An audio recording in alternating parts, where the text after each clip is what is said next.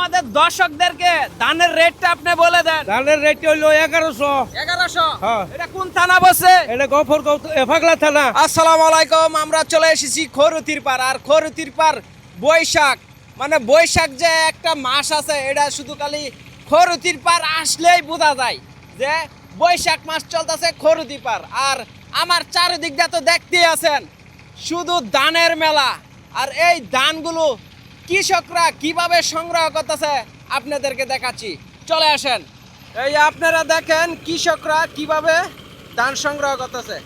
এই জায়গার মধ্যে থেকে এই জায়গা মিশিং দিয়া ধান সংগ্রহ করতেছে। আপনারা তো দেখতেই আছেন, মিশিং দিয়া ধান সংগ্রহ করতেছে। আর দেখেন খেয়ারগুলা কোন জায়গায় গিয়ে পড়তেছে।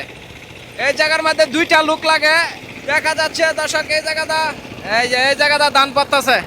আমরা এটা হচ্ছে দর্শক পাগলা রোড, পাগলা টু গয়েশপুরের রুট। পাগলা এই রুট দিয়ে যাইতে হয় পাগলা, আর এই রুট দিয়ে যাইতে হয় গয়েশপুর। তবে কৃষকরা ধান এত সুন্দর ধান একসে দেখেন এই জায়গার মধ্যে ধানগুলো খুবই সুন্দর হয়েছে।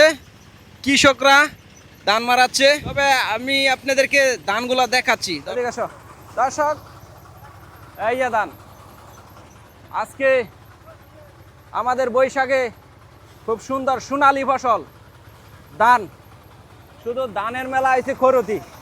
আর কেউ যদি আপনারা খরুতি থেকে ধান কিনতে চান এবং কিনবেন ভাববাপ, যত চালায় সম্ভব আপনারা খরুতি এলাকার মধ্যে চলে আসবেন। ধান আছে, অনেক ধান আছে, বিশাল পরিমাণ ধান আছে। আর ধানের রেটটা কত মন এটা আমরা কৃষকের কাছ থেকে জেনে নেব। ভাই কি হ্যাঁ? না আমরা কৃষকের কাছ থেকে জেনে নেব যে ধানের এক মন ধানের দাম কত, ধানের রেটটা কত। আসসালামু আলাইকুম। ওয়ালাইকুম সালাম। কাকু কেমন আছেন? ভালোই। বৈশাখ মাস কিরকম চলতেছে? বৈশাখ মাস তো এবার দুর্দশা।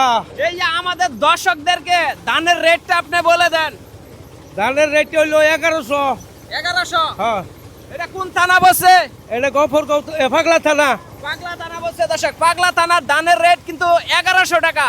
কেউ যদি কিনতে চান তাহলে খরুতির পার চলে আসেন, হ্যাঁ নাকি? জি। আচ্ছা, আমরা পরবর্তীতে আরো একজনকে জিগাবো যে ধানের রেটটা কত চলতেছে। এই মিয়া কারো এই লোকটারে আমি চিনুন, আমরা 5 দিন ধরে খুঁজতাছি। এ টিকটকে লাহান, তুমি ভাবছো যে আমরা উঠবেন দিকে ছায়াম, পরে তুমি আন্দা এই খুইলা লয়ে যাই বাগা। ইয়ার রে এই কুন্ডার কো, হাই হাই কুন্ডার কো।